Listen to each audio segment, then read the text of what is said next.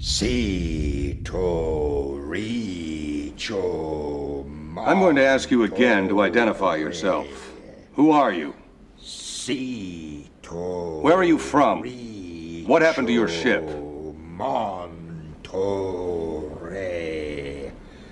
We checked the med lab records. The stabbing took place at 11:02:13. Your reactions at exactly that moment show you knew he was dying. How?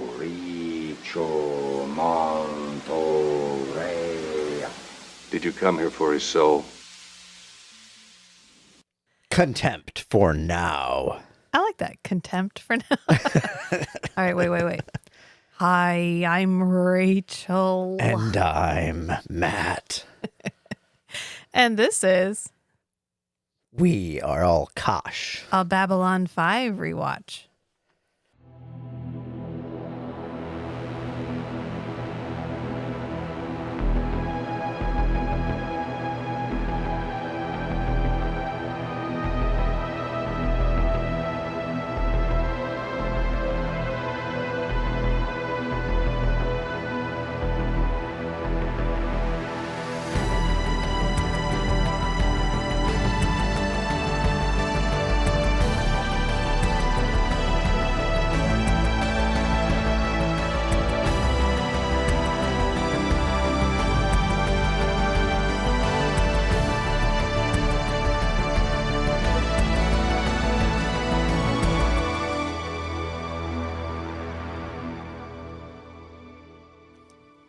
Low, Quick. muffled. I think it's not even how slow he speaks. It's the monotone. The monotone with the accent. And he's got this snaggletooth, so he has to talk around it. For a while, I thought he had fangs, that they had given this guy fangs, but I don't think so. I think he's got his own. Yeah, I think he just has a long tooth. A store-bought. He's long in the tooth. He doesn't require store-bought. He brought that by himself. He brought that himself. We are talking about season 1, episode 2 of Babylon 5, Soul Hunter. I remember this episode every time I watch it, specifically because it's one of my least favorite episodes. It's the most monster of the week. I mean, there's definitely some that are going to feel monster of the week. This one feels, it feels like we needed to get some information across. We needed to get it across quickly. In a way that felt organic. And so we were just like, here we go. They just shit it out. Minbari Boogeyman. They just shit it out into this episode. And then, like, I'm not sure we ever referenced this race that can sense death ever again. I recall another episode. I recall an episode later where the characters have to like go into someone's memories, and I think it might be like a captured person. Interesting. And they have to go in and we'll just talk to them and get information out. We'll put a pin in that. And when we come back to it, if we come back to it. Yeah. That may be Star Trek, though. I don't know. I feel like, I don't know. There's way more episodes of Star Trek. The possibility is higher simply because the quantity is higher. Yeah. We'll see. You know, we're going to watch them all. So when we get to it, I'm going to be like, hot damn, Matt, you were right. Or, funny, I never saw that episode you were talking about. Could go either way. Yep. Yeah. Somehow I think we'll get through it no matter what. You know, relationship-wise, teamwork-wise.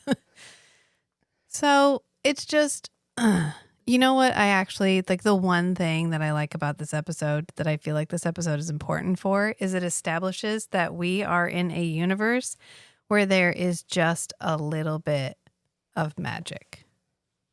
Yeah. And this is a theme that is going to pop up not often, but sometimes. Just enough that you're like, ooh, I like that. But not so often that you're like... Right, something happens and you're like, this is beyond science. Yeah, it's a very... Are they mystical in some way? Or is this sufficiently advanced technology is indiscernible from magic? Yeah. Oh, we don't know. We don't know. We don't talk about it because they don't talk about it. They're like, I don't know. They can sense death. Is that a thing they could just do? Is that a thing that they have? Is that what's hidden underneath their little veil, their Ferengi veil in the back there? Because they have the They have the Ferengi veil. Well, they have the third eye. They have like a jewel in their forehead. Is that what you're talking about? Their third eye. Their private eye. They got real veiny heads, too. It's like, is that supposed to look like a brain? Is that what we're... Brains are so big, they're pushing out. Yeah. I don't know. It doesn't really matter. But just hold on to that.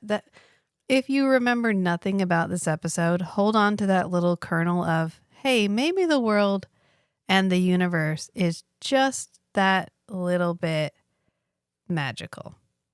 Like in a large enough population, over a large enough area, the possibility of everything is not zero. Anything can happen. There is however remote, the possibility of anything is never zero. We do start with the tiniest bit of establishing plot, and this is when the doctor, our new doctor, Stephen Franklin, arrives on Babylon 5. And he arrives on the Asimov. I love it when sci-fi things have oh, look how sci-fi we are. We have Asimov. References. Yeah, so they're like, oh, the Asimov is docking. And so Captain Sheridan or Commander Sheridan? Honey. Yeah. Sinclair. Did I? God. Was that 8? I went a whole episode. You did extremely well. Thank you. Until this very moment. And I fucked it up right out of the gate. But Sinclair and Ivanova meet Stephen Franklin at the gate. And we get this like, oh, did you see Dr. Ben Kyle? Remember Ben Kyle from The Gathering? Guy. Oh, yeah, that guy. Oh, he's headed to work with the president. It's such a huge opportunity. He's really going to love it. I saw him at the transfer point on Io. Io's such a weird one to choose because Io is the one where there's literally volcanoes large enough that they eject magma into space. Right, like that. Is that the safest place to put a satellite relay station? Yeah, there's a lot of moons to choose from. We could have gone Ganymede and it would have been fine. It's fine. Io was like, ooh, it sounds spacey and it's short and it's recognizable in some way. Yeah, it was probably purely how sci-fi does that sound? Yeah. And Steven is like, wow, it's really busy around here. Is it always this busy? And Ivana was like, yeah, we like it like that. And that's it. Well, that's our yay. Dr. Stephen Franklin has arrived, guys. New main character. Yeah. Great main character. Yeah. Not going to say it, but we all know what I'm thinking. So just write that down. And then, oh no. Oh shit. Something is coming through the jump gate. Is anything scheduled to come through the jump gate? No, that's why we're all freaking out. So the jump gate opens, which I feel like they should have a lock because this is not the first. They do. No, not really. Later they turn it off. I don't know. I don't actually think they ever turned it off. When they start fighting the beep. But they're like, oh no, a thing is coming through the jump gate. Maybe it's like, oh no, it's a damaged ship. It's tumbling straight for the station. Right. Maybe it's what if it's a distressed state? What if it's a ship in distress? My eyes are itchy and I'm itching them and I can't talk and itch my eyes at the same time. What if it's a distressed ship and it needs to come through the jump gate, which it kind of is because it's like, it's in pieces. It's blown up and it's like tumbling and it's flying at the Babylon 5. And so the only possible solution is to send Sinclair out in a Star Fury to go grab it with the world's tiniest pair of tongs. I love this grappling hook. This man does not know how to delegate. Yes, we need somebody to go out in a little fighter jet thing and grapple this ship. It needs to be the commander of the entire station. Listen, I think it's because he's really good. I think it's because this is technically first contact because they don't recognize the design or the drive or the silhouette. And they're like, it's a complete unknown. We've never, but it's like 10 seconds after it comes through and they're like, oh, we don't recognize this ship and it's tumbling dangerously toward the station. Sinclair's already in his flight suit. Listen, he ripped it off like Superman. instructions. He just did like a Superman. He just opened it. He's already in his flight suit. Always wearing his flight suit underneath his uniform. Not every time, but any time. He's like, whoosh. Oh God, is he wearing it underneath again? He's so sweaty when he does that.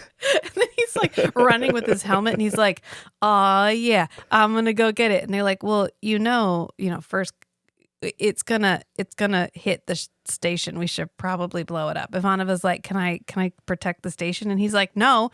First contact protocols.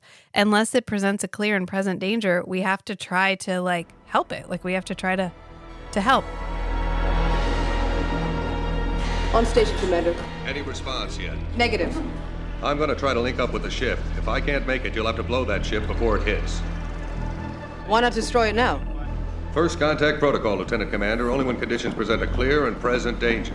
If this is a new technology, a new race, I want that ship intact. This is not a clear and present danger? I must read the rulebook again. Open defense grid! We don't know this yet, but the human track record with first contact situations is not great. So it's important to we have a protocol for to this. work on that. Good PR. Yeah. So they're like, we're gonna try to save it as best we can. But if it gets close enough, then blow it up before it hits the station. And Ivanova's like, but it's like 15 seconds from hitting the station. It's really close. At this point, you could not blow it up and not have debris hit the station. It's not like it has too much momentum. The pieces are still going to be on a trajectory going straight for the station. Right, there'll just be more pieces Yeah. than one piece. Anyway, it's fine. It doesn't matter. And then we go to the intro. The year is 22. Bon up. Bon up. No, I was going to do it, and then I was like, I could feel it. You felt sensed the vibes. it? Yeah, you sensed the Forever Night theme song in my head. Oh, Mm-hmm. I know the theme song to Babylon 5, but it's not you can't as quickly recognizably hum a couple of bars. It's like ba ba ba ba, like it's not as catchy as ba da. So they try hailing it, and surprise, surprise, the ship that looks like it has an entire side missing and is tumbling free fall towards the station does not respond. So he goes to run out there, and he's like, I don't want to destroy it unless it's a clear and present danger. And Ivanova goes, I must reread the rule book because it certainly seems like a clear and present danger to me. And of course, Ivanova activates the defense grid, which I love how we would make one CG thing. And this shit was so expensive. We got as much mileage as possible out of these things. Deploy the guns. And so they do the little like, nee, and the like the one. Best defense is a good offense. One time I want them to like roll back the doors, the blast doors. And of course the little turrets pop out. Yeah. But I want it to roll back and it just be like a guy with the gun. It's just like a guy with a pistol who's like, I'm ready. Activate the defense grid. His name is Grid. But it's not. It's the same CG. And I hope you really like it because you're going to see it every single episode. The charm of like no one would have commented on this in 1993. You'd have been like, oh, okay, that's the defense grid. Okay, cool. Now people would be like, oh, they recycled CG from episode 1. Oh my God. It was a thing. We did it. That's how they save money. Apparently they also only hired people who had worked on sets where they reused pieces. Like that was one of the requirements, was that you were good at changing sets out to make them into new sets with minimal changes. Okay. Modular set. Yeah, pieces, yeah. That you were good at saving money. They needed people who were good at saving money. Scrappy. Yeah, scrappy. That's a good way of describing it. And I was also reading about the guy who plays Veer, Stephen First. When he went in to do his interview, he realized that everybody else who was interviewing for the position had their hair in the Centauri crest, and he did not. So he went to the bathroom and tried to spike it up with soap. and ended up getting soap in his hair. And so when he went in, soap was running in his face. His eyes were watering because they had soap in them. His hair was all full of soap and was only half up. And he started mumbling and making apologizing. Stuttering through it. And they're his like, introduction. Holy shit, you're Veer. And they hired him on the spot. And that doesn't tell you who Veer is as a character. Nothing else will. But of course, Sinclair has gotten in the Star Fury, launched, and he is headed out to go and grapple with this thing that has come through the jump gate. And the cool part is he matches the spin. Yeah. Sometimes in Star Trek, not Star Trek specifically, but Star Trek does it often. We just sort of handwave physics. Yeah. We're like, I don't know, we have a grappling beam. And if it's a beam, then we don't have to do any of the hard stuff, like cancel out momentum or deal with weight or gravitation or any of that stuff. We can just pew it.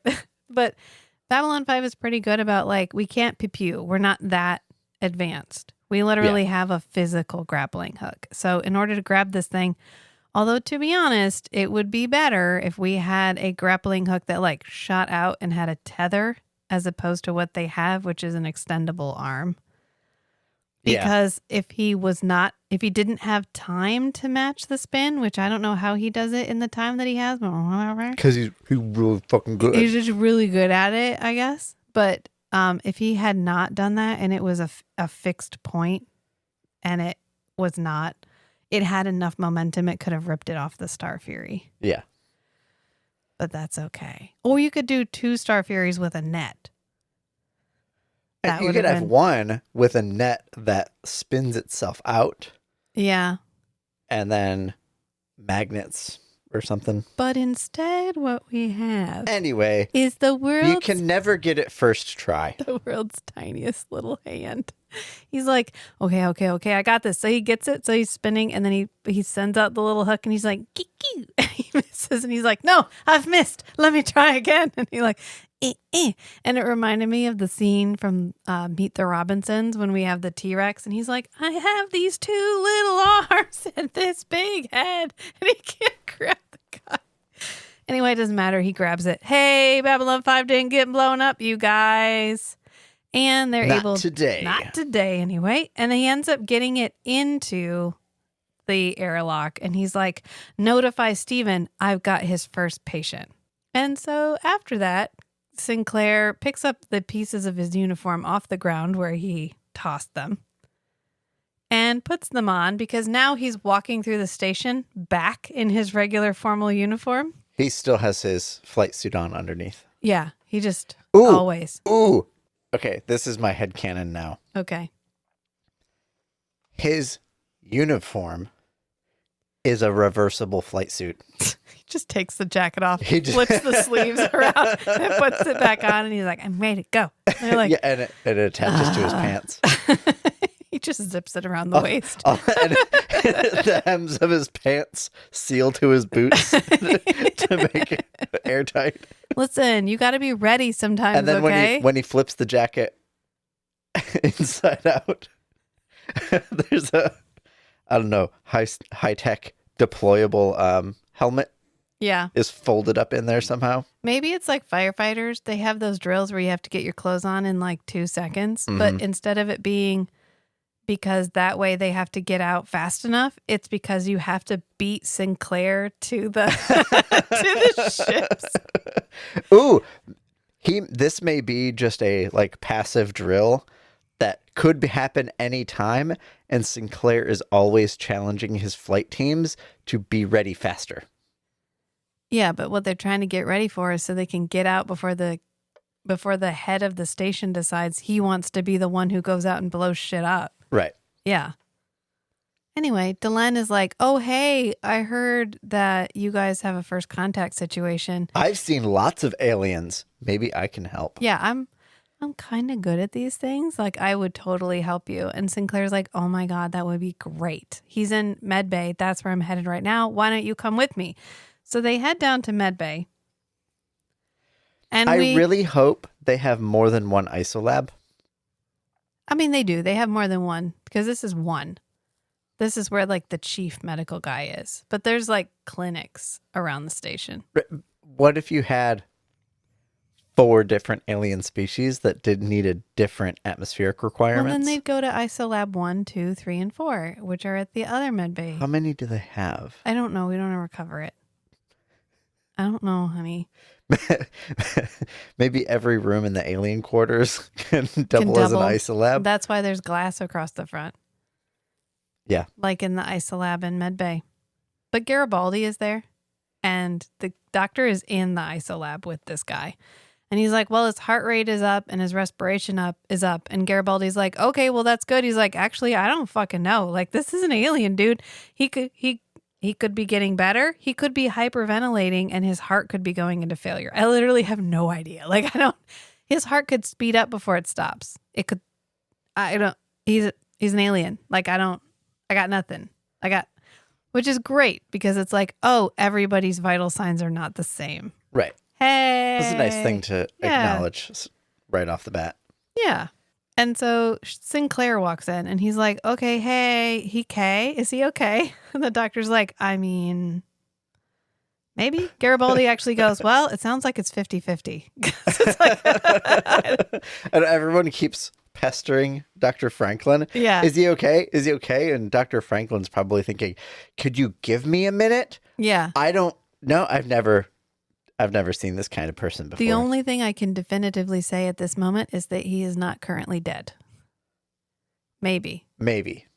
50-50. Like, I don't know, because he's an alien. And then Delenn sees the guy, because dramatically one of the aides steps to the side, and Delenn sees the face of the alien in Isolab, and she's like, shock thought. Which I love it when they give her Minbari language to speak. Oh, yeah. Because Mira Furlan is this beautiful woman already who has this gorgeous accent, and then they give her like the hardest words to fucking say. She's got to go shock taught, which could have gone shit so hard and so easily, and she does a good job of keeping it as shock taught, which apparently means soul hunter, because she freaks the fuck out, steals Garibaldi's gun, and tries to shoot the glass to kill the alien in the isolab, which is not very Delenn of her. Yeah, it's not very Delenn of her, and it's not very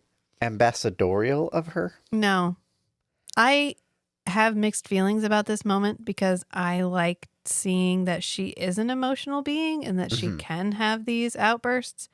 But at the same time, with where we know her character is going to go and where we know her character has already been, this makes no fucking sense. Pulling the gun out seems like it violates her character. Her saying, you have to kill it right now before it kills somebody else, that would be totally understandable. Yeah. But her actually trying to take action of violence against somebody without explaining it to anyone first. Yeah. That doesn't quite fit from the experience we're going to have with Delenn in the future. It's not very space Japanese of her. Not very demure. Not very space Zen Buddhist. I don't like the word demure, and you know it. That's know. why you used it. So I'm going to ignore that it came out of your mouth. But she's like, that's a soul hunter, and you're going to want to kill it because it being here means someone's going to die. And then we go to commercial break. Anytime you're watching these old shows before the commercial break. I mean, our audience is like exclusively people our age, so you guys already know this. But just as an FYI, if you're watching these old shows and you have these moments where there's a dramatic thing and it fades to black, that was a commercial break. It was an intentional break right there. So you'd come back. They worked these in. Kind of cool. As opposed to now when you're watching Tubi or something and all of a sudden it will pop up with a commercial like in the middle of nowhere, which... Guys, we already know how to do this. Although then every movie would have to work in breaks, which doesn't actually make all that much sense. I wanted to point out, though, that this show is now streaming like fucking everywhere. It is on, I think it's on the Roku channel. It's on Prime. It's on Discovery Plus. Oh, right. You said it was labeled scripted, like a scripted reality show. Scripted reality show. Because I was Discovery like- Plus is typically documentary style things or reality shows. Yeah. I don't. Yeah.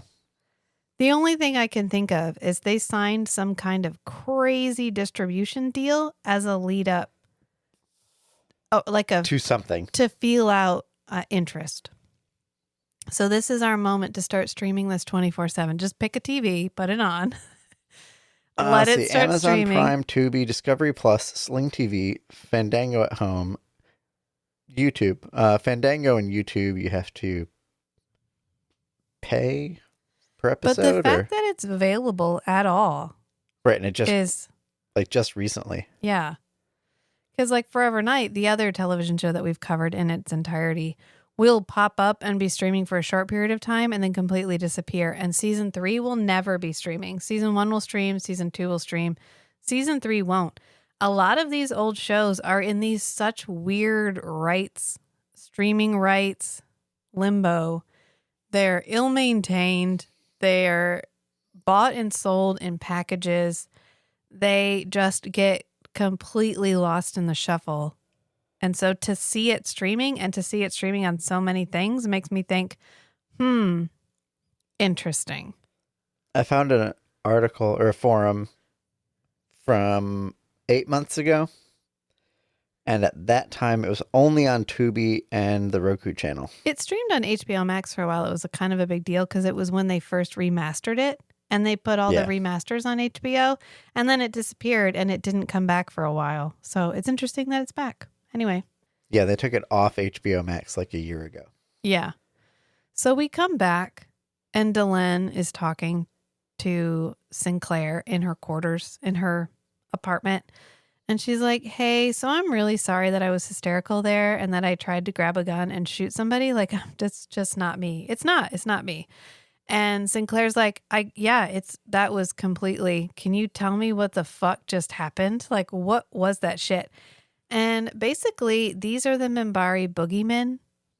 This is the guy that will come and get you if you don't go to bed on time or if you don't brush your teeth when you're asked to brush your teeth. And it's because they literally steal souls. They preserve souls that they believe are worth preserving. Not every soul, only high-value souls get caught by soul hunters. None of those low-value, low-frequency souls. Yeah. No, none of that business. And this has to be particularly terrifying for Minbari because they believe... It's like if there was a sudden fear of people going after CEOs. Yeah. Kind of like that.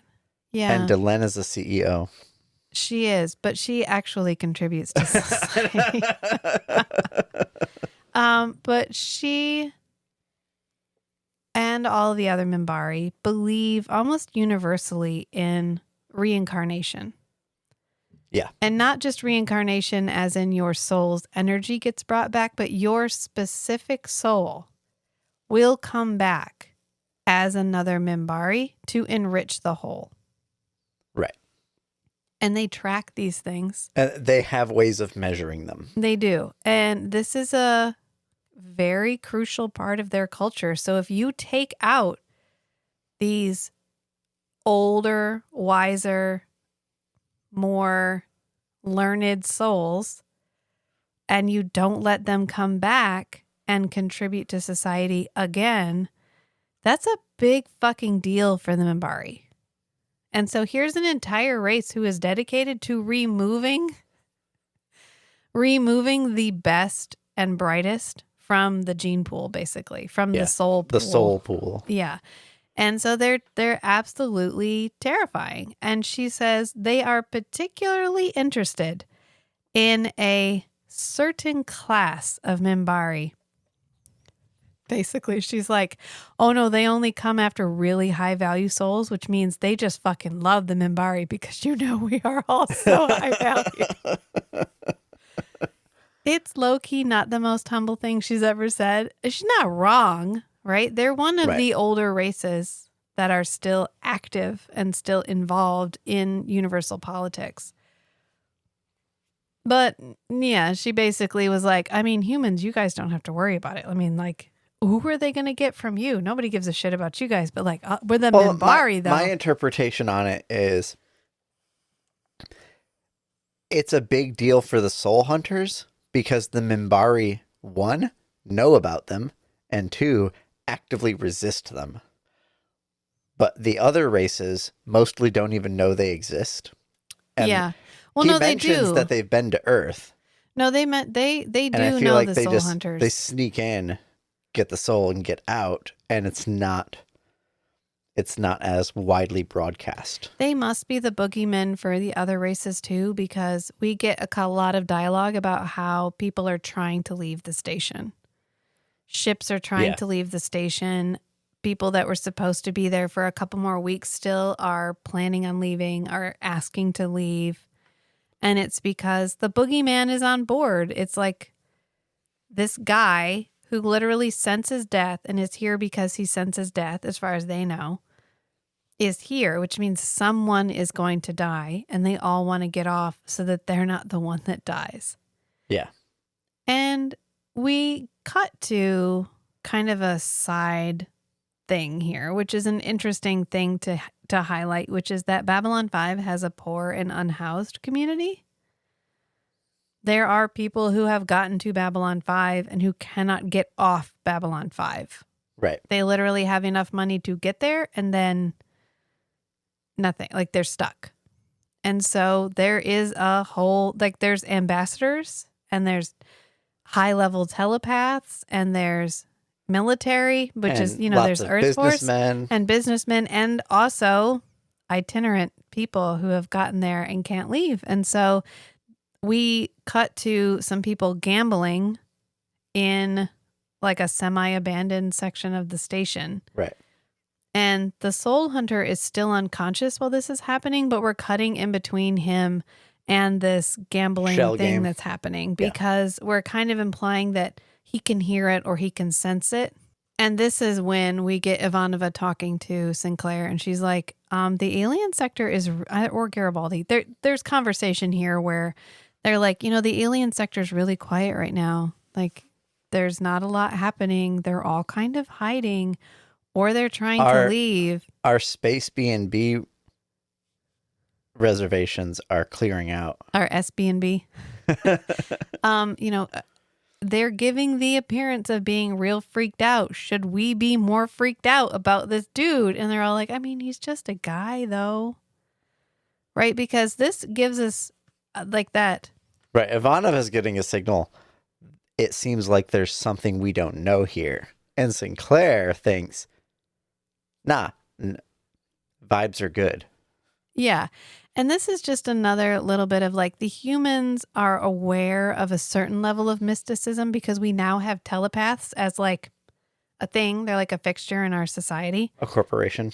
So we are well aware that telepathy is a thing that exists. And so we are aware that that a mind, a creature, a individual could be capable of feats that we currently are not aware they could be capable of. Like they completely believe he's capable of sensing death because when the other soul hunter shows up and he is like, oh no, I know there's going to be a death. I can sense it. It's already going to happen because it's on my radar. Way. They're like, okay, well, like here's a fucking map. Point. Where's the death going to be, boy? Point at the map. Go on, point at the map. My favorite part, though, because it's like the world's biggest map, and he points at it. It's like, right. And it's like the whole upper right-hand corner of the station, and they're like, oh, go. Like, what room did he point to? Did he point to a specific... Which layer of the station? It's like they took a promo photo for Babylon 5, and they were like, point at the station, and he just pointed at the station, and they were like, okay, that's where the death's going to be. Go quick, we can save her. But it's just interesting. I love that they include this. I like it because it gives the world that little bit more depth. Then I feel sometimes when we go too gritty with space and it's just all science and no magic. Yeah, we just go all into tech mechanisms. Yeah, and then it gets very... with no woo-woo. Yeah, I like a little... You gotta have a little, not a lot, but a little woo-woo. It makes it... Because it opens up the possibility for a lot more that could happen than just well, my technology and then my computer breaks. Oh no. You know, you could have something like it keeps the plot options open for that's the why viewer. Event Horizon is one of the scariest fucking space movies ever, is because it's just that little bit. Is it an actual demon? Is it another life form? What is happening? Yeah. That's what makes it a good horror movie. That's what makes Babylon 5 a little bit more interesting, is because you're never quite sure what's possible. Right. Anything is possible. Anything is possible. And so we cut back to Med Lab, and Steven, Dr. Franklin, is working out in the main human area, and he like walks past the glass, and the soul hunter has stood up, and he's like standing in the window, like breathing on the glass, like bogs up the glass, does a little smiley face. And so he speaks for the first time. And this is when he's like describing the heartbeat of the grafter, the shell game guy who's getting chased because grafter, bad guy, not bad guy, just I don't know how down on his luck. The down on his luck opportunist, yeah. Low, quick, muffled, terrifying. Muffled, slower now. Like, please, just, as soon as he starts speaking, I'm like, oh, there it is. Every scene where he's talking, you just need to turn it up to 2x speed. Dial muffled, slower now, like that. Yeah. And yeah, so the soul hunter is speaking, and Steven is like, oh, good. What? You're upright. Is that the right direction for you? Then they bring the guy in because the guy gets stabbed. So they bring him in, and he's in the background while Stephen is dramatically trying to save this guy's life. He's like, he's dying. Slow, muffled, closer now. And he's like, can we kill that speaker? Like, yes, thank you. He's like, can we shut that guy up? Shut him up.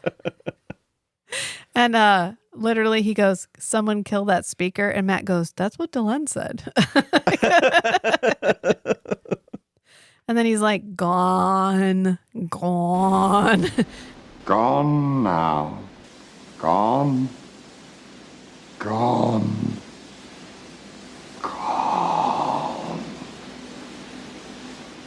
If you could only see.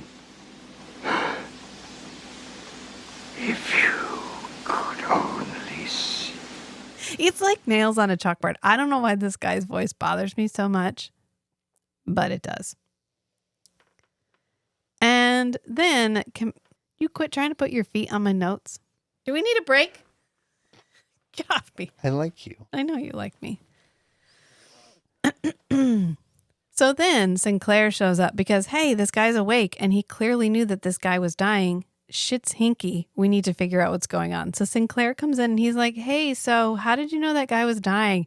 And the whole time the soul hunter is doing the world's dumbest mantra. He's like, do, re, mi, fa, sol, la. Like, it's I don't know. I'll have to pull the clip and put it on there. There's actually later, Delenn gets her aid. And there's a scene, it's Bill Mummy. I can't even remember the character's name. I just remember it's Bill Mummy, and he's a musician. Yeah. And so he has a scene where he's doing a mantra like this, but he's saying his band name and his band album cover, like the songs. And he actually got in just like a tiny bit of trouble for it. Because he ad-libbed? Yes. Wow, I would have known his name until you said that he didn't know his name. I know Veer, and then she gets, you know what? It's going to be a surprise and a joy when we find that out together. Soon. And they're like, so how'd you know he was dying? And he's just doing his stupid mantras. And they're like, oh, so you're a soul hunter, right? Doesn't that mean that you're a thief and you steal souls? Like a thief, like a stupid little thief? And the guy's like, no, we are collectors. And Sinclair's like, well, I mean, that's not what the Minbari said. I have an exclusive set. I have a specific set of skills. And he's like, well, it's not what the Minbari said. They said you were thieves. And he goes, Minbari, pale, bloodless. Although he does go, and I like this line, look in their eyes and see nothing but mirrors, infinities of reflection. That's a metal-ass line. Like that. That's a good line. That was a good one. So Dr. Franklin and Sinclair are like, okay, so Soul Hunter, tell us about yourself. And he goes, we are drawn to the moment. And he goes on this moment of transition. Yeah, between despair and ecstasy. And he goes on this long thing about how like we are drawn to that time when a soul transitions from this life to the next, which implies that they have an awareness of where a soul might be going. Right. Maybe. We also kind of imply that the Minbari have at least some amount of empirical evidence about what happens to their souls. Right. It sounds like the Soul Hunters' metaphysics say the soul leaves the body and it dissipates back into some pool of soul energy, but all the individual identity and information is gone. Or separated. Dispersed. Information's never lost, but the information is separated from the soul. Yeah. So they preserve that collection, that right. configuration of the soul energy and memories and knowledge. It's not anything we're ever going to codify, and it's not anything that we're ever going to get real specific about. Like, oh yeah, no, we know where people go when they die. We're not going to do that. But including this real broad stroke of like, there might be a way of knowing what happens after you die. And there's a distinct possibility that at least one of these races knows it. Yeah. Is this really cool way of creating this slightly larger world. Right. And because they have an awareness of things moving into the afterlife, they have anxiety about that. About losing something. Right, because they, in their opinion, that's they're doing the right thing. Right. It's like putting the book on the shelf. Yeah. Instead of throwing it in the fire. Right. And I think that's fascinating. And that's where the strength of leaving us this little wiggle room of mysticism really comes in. Mm-hmm. Because it's going to open up several really cool plot lines as time goes on. But Stephen Franklin is like, you what? You save souls? That's bullshit. There's no souls. What, maybe you copy a personality matrix or something? Yeah, maybe you clone like the brain configuration. Sure. You create a real great AI of the person. Okay, but a soul, like an actual soul? Fuck off. Bitch, please. And the soul hunter's like, yeah, no, totally ridiculous. You're absolutely right. I'm completely full of shit. You should probably go ahead and let me out of here. Which is a bit, that's a boss move. He has nothing to prove. Yeah, he's like, oh yeah, no, I'm absolutely lying to you, and you should probably just let me out. I'm completely harmless, totally a little bit crazy, but completely harmless. You can let me out. And Sinclair does not buy it. He's like, okay, so why is Delenn tried to shoot you? So I keep coming back to this. Clearly, that was a moment that she was really terrified. So who are you really? And he relates to them the story of how they were kept from collecting a really crucial Minbari soul by the name of Dukat. And it was by a wall of Minbari bodies. They were literally kept back from collecting this guy. Not to be confused with Gul Dukat from Deep Space Nine. Yeah, not right. Like it's like rubbing salt in the wound, right? You know, they're like, oh no, this is Dukat, but not.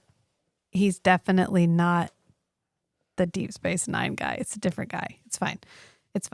And he's like, everything he was gone. And it was your war and your fault. And he disappeared. He is gone and we can never collect him. All of his memories, everything that he was, gone. And Sinclair's like, okay, so I'm pretty sure most of this is bullshit. But if the aliens think you're this dangerous, I'm pretty sure we should act like he's dangerous, which thank you. Fucking thank you. Thank you so much. Right. A sane response. Thank you. I hate it when they're like, wow, everybody is terrified and they're all carrying crosses. This makes no sense. Why is everybody being so irrational? Yeah. Instead, it's okay. From the perspective of maintaining order on the station, I don't need to believe that this is all rational or anything. I just need to use my senses and my sense making. Yeah.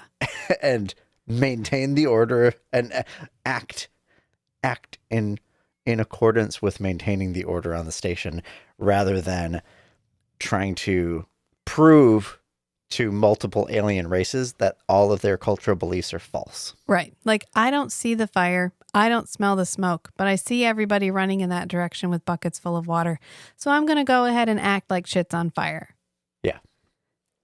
Thank you. Like, do you know what a relief that is after watching some really bad episodes of television where they're like, no, I don't believe you. How did you get this job? Meanwhile, Ivanova has gotten the okay to bury the body of the fellow that was killed on Babylon 5 because the family can't afford to send him home. So they're just going to bury him in space. Yeah. And so she gives him this really sweet little ceremony. And she says, from the stars we came and to the stars we return. From now until the end of time, we commit this body to the deep. And then she sends off his little casket towards a star, which is kind of sad.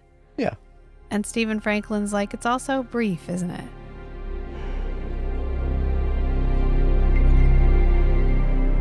Something, Doctor? It's also brief, isn't it? Typical human lifespan is almost 100 years. But it's barely a second compared to what's out there. It wouldn't be so bad if life didn't take so long to figure out. Seems you just start to get it right and then it's over. Doesn't matter. If we lived 200 years, we'd still be human. We'd still make the same mistakes. You're a pessimist. I'm Russian, Doctor. We understand these things. He would know. His first patient died. Actually, no. His first patient is doing just fine and causing some trouble. His second patient died. Yeah. He goes, it wouldn't be so bad if we didn't take so long to figure it all out. And Ivanova says, it doesn't matter. Even if we had 200 years, we're still human. We're still human. We're still going to fuck it up. And he's like, wow, you're a pessimist. She goes, no, I'm Russian. We understand these things. That's kind of a recurring theme for her character. This always reminds me of the scene from Enemy Mine. Mm-hmm. When it's the conveyor belt of bodies. Yes. And they just check they just check the dog tag and they're like, okay, this one's Christian. And so the one guy's atheist and he's like, great, we don't have to play anything then. Because they just have a series of buttons for different religions. Pre-recorded services. Yeah. And then they like cuckoo hit this foot button and it dispenses a wreath, and they have this huge stack of wreaths in this wreath dispenser. And so they send the body out, send a wreath out, and then bring the next guy down the conveyor belt. That's a fucking good movie. And if you haven't watched Enemy Mine, stop what you're doing right now and go watch it. It is a good movie. It is relevant. It is timely. It has aged amazingly. And it's got Louis Gossett Jr. as an alien. I fucking love that movie. Go watch it right now. Anyway, back to Delenn. Because Delenn comes to sickbay to talk to the Soul Hunter. Because the Soul Hunter guy is still in isolation while he waits for his ship to be repaired. Right. Do they repair it and then bill him later? How does that work? Obviously. They can't bill his government. They don't know anything about him. Do they have they probably have to work something out with him personally. And if he can't pay it back, do they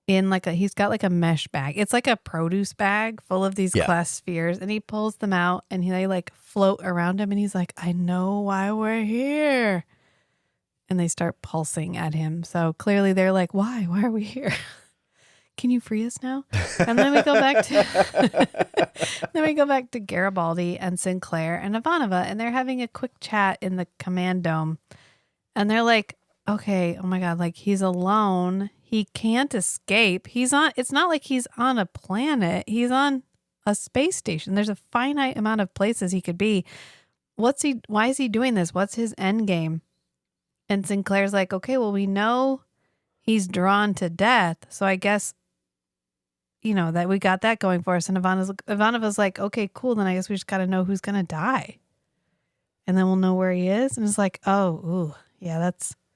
So then the Soul Hunter is like, oh, I know. I need to go and I need to know my way around the ship. I got an ambassador to get. I got to be able to get into the ambassadorial wing and get at Delenn. Where's the underground information network? Yeah, who could I possibly go to? Oh, I know.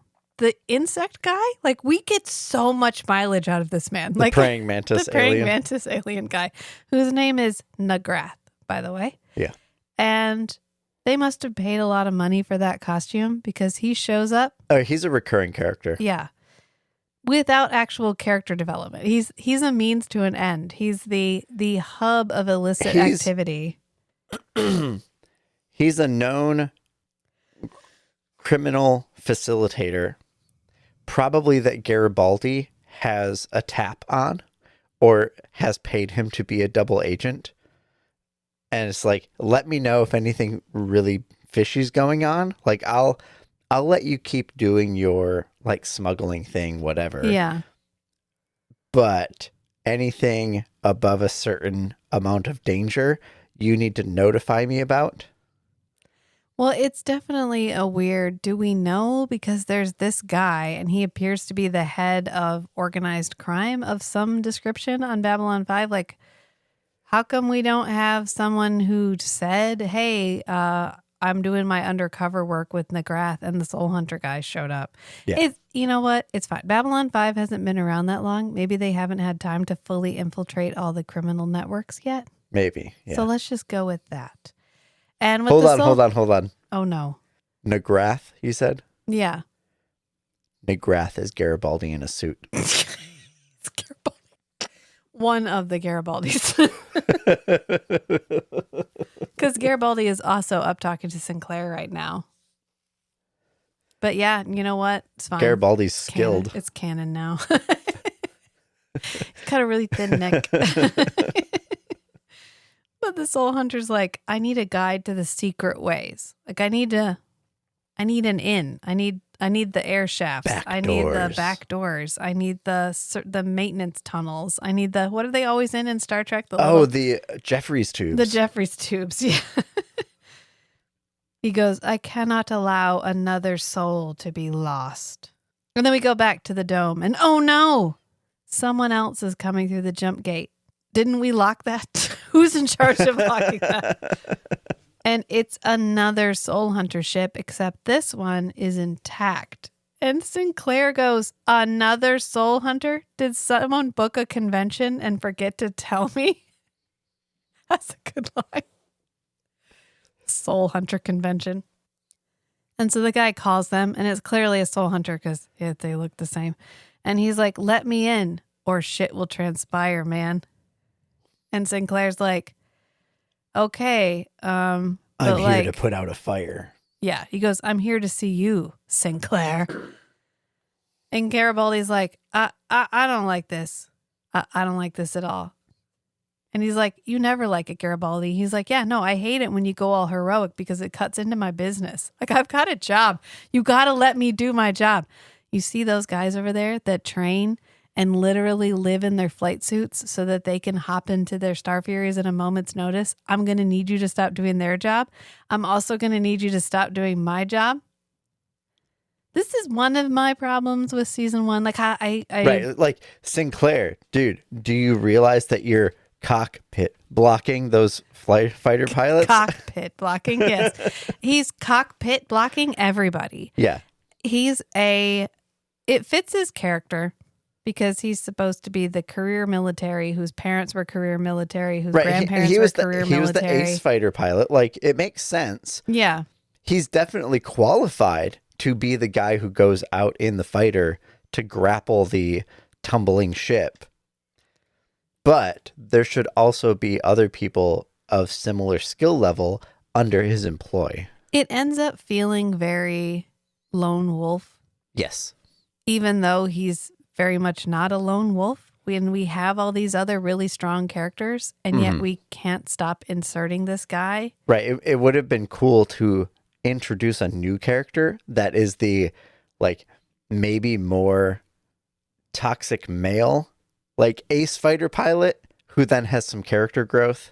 Yeah. Because Sinclair, like, takes him under his wing and is like, you need to calm your shit down. Well, we could have we have a security guy. But have somebody who he can delegate to. Right. We have a security guy he can delegate to. We have a, like, day-to-day logistics person. We have Ivanova that he could delegate to. We could have had this is the guy in charge of any extra stationary, like anything outside the station he's in charge of. Instead of making that Garibaldi's job / Sinclair's job. And we kind of do in season 2, but season 2 is going to get a lot better about we are a team of extraordinary people. Right. And not a singular extraordinary people with with a bunch of people around who will suck my dick and tell me how great I am. Right. It doesn't make me hate the show. It does make me feel a little bit like I'm having to endure season 1. Not so much so that I give up on it, but enough that I usually warn people to make it through season 1. Mm-hmm. And we actually got a comment on our YouTube channel. We have a YouTube channel. I don't know if anybody knows that, where it was someone who was saying they didn't love season 1, or they didn't love it when it first came out, which is totally fine. I irrationally hate television shows all the time. For no fucking reason. And that's really difficult to overcome once you've been like, you know what, fuck it, never, I don't like it. And then, but we're gonna hold hands, and we're gonna get through season 1, and we're gonna get some really amazing moments. And then we're gonna get to season 2 where it's almost all amazing moments. Yep. And it really hits its stride. Yeah. And that's okay. It's okay for there to be a weaker season followed by the best part of the show. That's fine. It's weaker in comparison to something else that is way, like, it's okay to be weaker than, it's like, it's okay to be weaker than itself getting stronger. Yeah, but the rest of it is so strong that even the weaker version is still amazing, so it's fine. It's just sometimes it does feel a little, it really strikes that 90s one extraordinary man can do it all vibe. The trope, the Knight Rider trope, the $6 Million Man trope, just the early 90s. I'm the one guy. And yes, I have a team of people who could definitely do this and whose job it is to do this, but I'm so fucking good at it. I'm MacGyver. I'm Kojak the Night Stalker. I'm the guy from Baywatch. I'm literally every male action hero in television in the 90s. And we're going to leave it behind, but we're going to live in it for just that little bit longer. But apparently the Soul Hunter is here specifically to talk to him, to warn him that other dude, that other Soul Hunter, he is not representative of our species. He's a little bit deranged. He kills people to get their souls before their natural time, which we only take their soul when they die naturally, which is the way God intended. He has bad FOMO. Yeah, he does. He has a lot of fear of missing out. And he's like, you know what? We're all totally not cool with this. Soul Hunters, this is not, I don't know what you've heard about us. And Sinclair's like, practically nothing. Literally. Yeah. Nothing. Yeah. And apparently they are the ones who tried to blow up his ship. So the reason his ship was so damaged is because the other Soul Hunters tried to kill him. Meanwhile, self-policing does not work. yeah. Weird. Anyway, so meanwhile, the Soul Hunter has, with the help of Nagrath/Garibaldi in a bug suit, has his way into the ambassadorial wing, and he gets into Delenn's room. Delenn is weirdly calm for knowing that there's a Soul Hunter on the ship. She's having some kind of negotiation Zoom call, and then he pops up behind her and he captures Delenn. And he's like, I failed before, but there must be balance. Your gray council soul will atone for my failure. And he tells her, I'll be gentle. I swear you'll hardly feel a thing when your body dies. He doesn't evil cackle. He doesn't evil cackle, No, but he definitely should. Yeah. And Delenn is like, freak out. She's like, no. Right, and she has no way to signal that she's in an emergency. And I love that she's like taped to the floor. She's not bound to a chair. She's not bound to a bed. She's literally like taped to the floor. And she's like, oh no, there's no possible way I can escape. Wouldn't it be great if I had some sort of a hidden transponder for security reasons that I could just activate in moments like this? She doesn't. No. And he does tell her to calm down because he could just rip her soul out, but that's not the best method. It ends up damaging the soul. He produces a lower quality product. Yeah. And it's kind of like people who claim they can taste the fear in beef. I read this book. I read 75% of this book called Tender is the Flesh. Okay. And I didn't finish it because it's about the future. I saw it in the box out in the carport. Yeah, because it's going to Goodwill because I'm not going to finish it.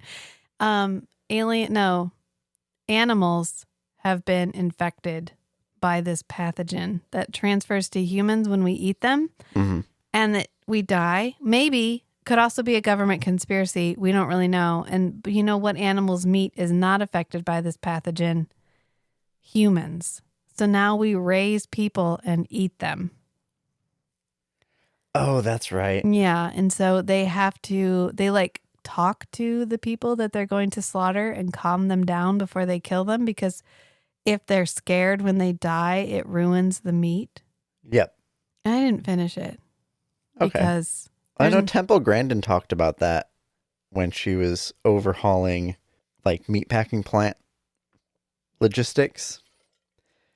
How it was known in the industry that if the cows were scared when they got slaughtered, the meat didn't taste as good. Yeah. And so if you followed her procedures, you got calm cows when they got slaughtered. Yep. And you ended up having a higher quality product. And that was one of her selling points. Anyway, that's exactly how the Soul Hunter pitches it to Delenn. You will be a higher quality soul if you just calm the fuck down. And she's like, yeah, I'm going to hard pass on that. But what he does do is pass this tube through the back of her ankle, which is apparently where she has a major artery. I think what it boils down to is it's not that it's going to be a lower quality soul. It's if you're hurting when I kill you, you're just going to be extra salty to me for eternity while I have your soul. Yeah. And I want to save myself from like predisposing you with that very negative experience. Yeah. As a first impression. Can't we all just get along for the rest of eternity? Because these dudes are immortal. So if he manages to capture her soul, she will be in his collection forever. And he tells her, you're going to feel like you're falling, but don't worry. I'll be there to catch you. Meanwhile, Sinclair and Garibaldi and the Soul Hunter guy are running. I don't know where they're running to, but they're like running down a hallway. And they're like, oh my God, Delenn, she's gone.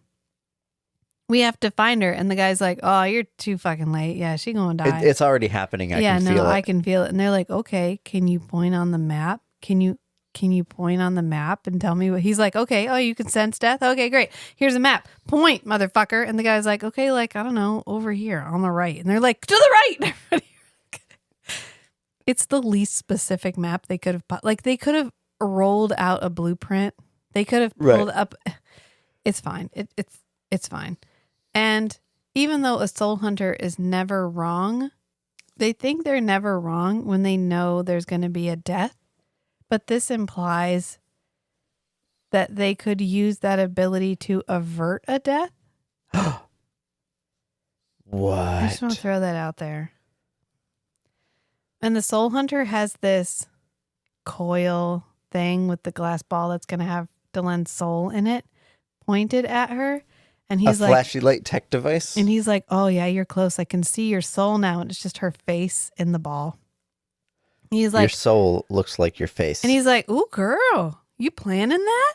Oh, it's just like, it's this weird implication that she's planning something big and horrific. And he's like, oh, you would do such a thing? Incredible. And you're like, okay, I don't. Well, he's seeing into her innermost thoughts. I get that this was supposed to give the viewer this little bit of like, huh, who is Delenn? What is she up to? What's she cooking? But that line is so heavy-handed. Come on, JMS, you're better than that. But they're closing in. And then there was a firefight. There's a firefight. Pew, pew, pew, pew, pew, pew, pew, pew. And the soul hunter gets hit.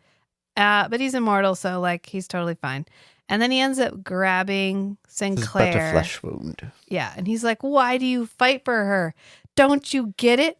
She's Satai. I have seen her soul. They're just using you.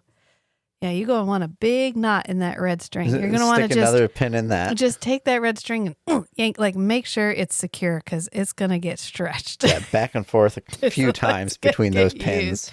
Yep. And then his collection joins the fight. All the little balls float up and they start like pew pew, like hitting him. And I love the rope light that's wrapped around the soul contraption in the background. Yeah. Like they're trying. It's literally just a rope light. Like I love it. Racetrack rope light. I love it. I love these. This is a very dramatic moment. Handcrafted props. But this prop was like, okay, here's $15. Please go to Home Depot, see what you can find. We need it to look spacey. And they were like, I don't know, wire and light. Okay, let's make this happen. But I fucking love it. Yeah. Because I like to see the hand of the maker in the product. Mm-hmm. I have no problem knowing that a prop guy made this because I love seeing what that prop guy came up with. Oh, yeah. Like, it's great. Yep. But Commander Sinclair actually uses the device because it starts to turn on to take Delenn's soul, implying that she is at the moment of death. And he just turns it and points it at the soul hunter and it like woo, woo, woo. I'm trying to approximate the sound that it makes, but it like rips his soul out of his body and puts it in the little glass ball. And hey, that saves Delenn's life. Like she's not dying now. Like her blood isn't all in like some sort of beaker off to the left. Like it's fine. It's fine. Delenn's cool now, guys. She's cool now. It's okay. The Minbari are hardy folk. They are hardy folk. So they go back, and now we're in MedLab because we've rescued Delenn. Yay! We stopped the bad rogue soul hunter. Yay! The universe is as it should be. And so Delenn is recovering. And Steven gets this line, Dr. Franklin gets this line where he's like, yeah, they're really hard to kill. Like they recover really fast, which is probably why they were so hard to kill during the war. Like, oh, okay. That's great. Like, I bet Dr. Franklin knows a lot about Minbari physiology for reasons. Yeah. Reasons. Actually, he does, and that's part of a plot line. It's fine. Yeah. Shh. Beep. So Stephen Franklin's like, what did you see, though? Like, I mean, what happened? Like, how did this whole hunter thing, like, go down? And Commander Sinclair's like, well, I don't rightly know what happened. Like, there were lights. There were definitely things in the ball. I don't know what they were. I don't know. And Steven is like, okay, cool. Like I can, you know what? Let's put a pin in that. BTW, what happened to them? Oh, I don't know. Oh, no, I turned around and all the balls were gone. That's later when he's talking to the other soul hunter. He's like, oh, so his collection, where did that go? And Sinclair's like, no fucking idea. I don't know. And then Delenn wakes up enough to go, I knew you would come. We were right about you. And Sinclair's like, what? And Delenn goes, Delenn, out! And she passes out. And he looks over at Dr. Franklin and he goes, I bet you half a year's salary she doesn't finish that sentence. Because Stephen Franklin's like, I mean, she's just passed out. She's probably going to finish when she wakes up. And he's like, we all know that she's never going to finish what she just tried to say. No. So then Commander Sinclair goes back to his room. And he's like, hey, computer, can you do a search of Minbari language for me for the word Satai? Because remember, the soul hunter was like, don't you get it? She's Satai.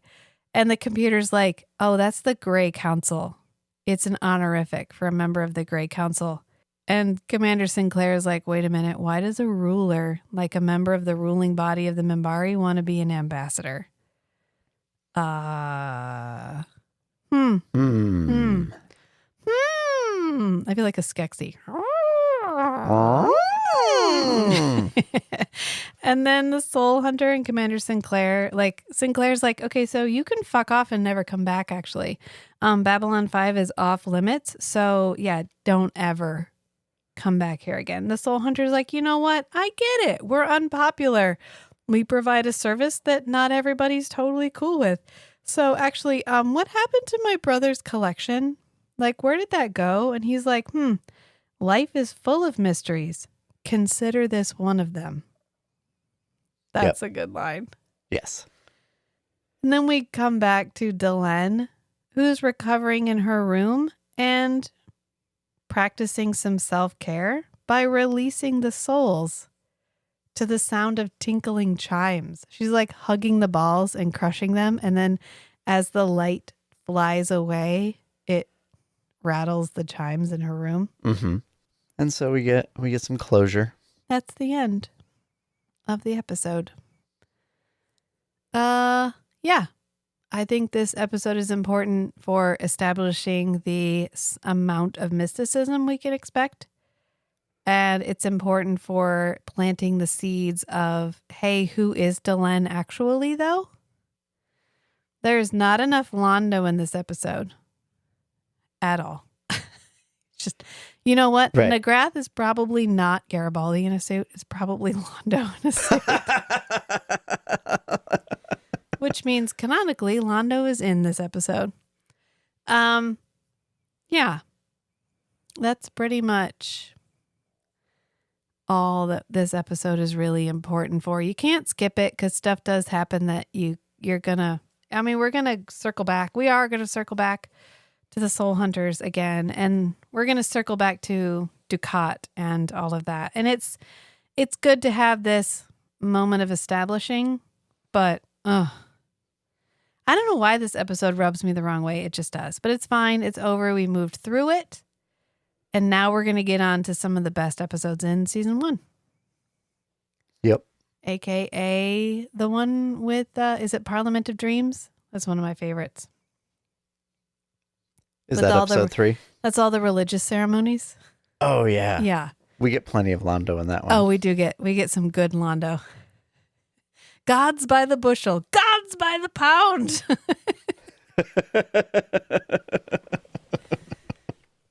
Yeah. It happened. Yeah. Drunk Londo is best Londo. Yeah. So, or I guess most entertaining Londo. So always Londo.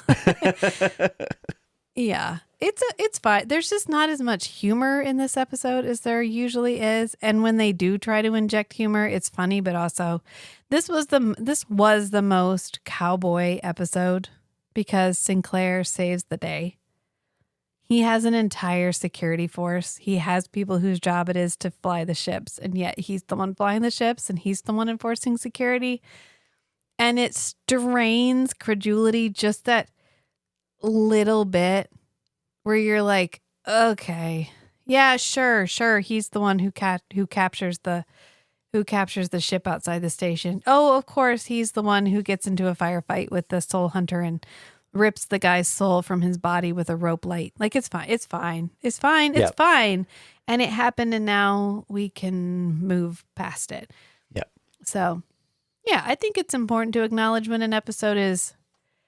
there's one episode of Forever Night where we did the same thing. It's Strings, where I was like, this is not a great episode. It's not even great enough to be funny. Like, there's some real misses in Forever Night, but we had a lot of fun with those. And then there's one that is just, it's like it's just meh. Flop. Meh. It's Yeah. just meh enough to that you there's not a lot to play with.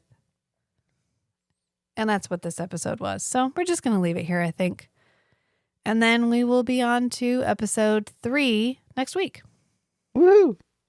So I hope everybody had a happy year end, however you celebrate. Happy Yule, Saturnalia, etc. Yeah. I have been eating since December 23rd. Just like continuously. I think I'm gonna die. Like, it's just... Oh no, we got 5 more days till New Year's. Oh, I know. No Man's Week. Yeah, it's No Man's Week right now. So I hope everybody has a great No Man's Week, and we will see you next year. Ha ha ha ha ha ha. We live for the one. We die for the one. Until next time, friends. Bye. Bye.